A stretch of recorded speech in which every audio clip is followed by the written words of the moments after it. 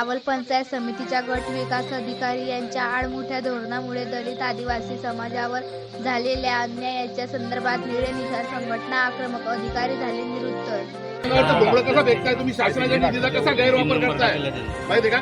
जे दहीगावचं जे घरकुल आहे त्याच्यात तुमचा उद्देश काय आहे, काय नाही, रजिस्ट्रेशन कसं चुकलं, काय चुकलं, सैनिकांच्या लक्षात आहे। तुम्ही 2 वर्षापासून एक प्रश्नाचं उत्तर दिलं नाही, या सर्व गोष्टी आमच्या लक्षात आलेल्या आहे माहिती आहे का? आता ती जागा कोणाची, काय, कोणता निधी, कसा, कोणी दिला, हे सर्व माझ्या लक्षात आलेलं आहे। शेतातून रस्ता जाऊ द्या, याच्याकरता माझी संमती, हेच म्हणेल कोणता पण शेतकरी।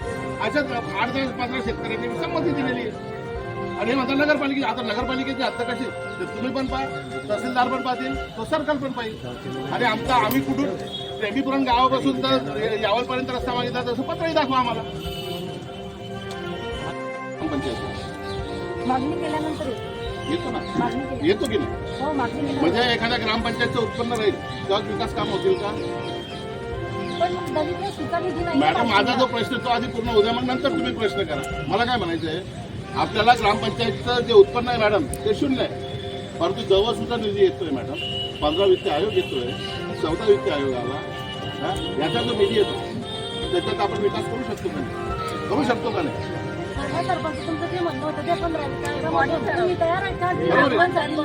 मॅडम, ते कोणी ठरवत असेल, मला काय म्हणायचं, विकास होतो का नाही? का फक्त उत्पन्नावरच विकास होतो, ग्रामपंचायतच्या उत्पन्नावरच विकास होतो का दलित आदिवासी समाजाच्या वस्त्यांचा? काय अडचण आहे तुमची? काय 15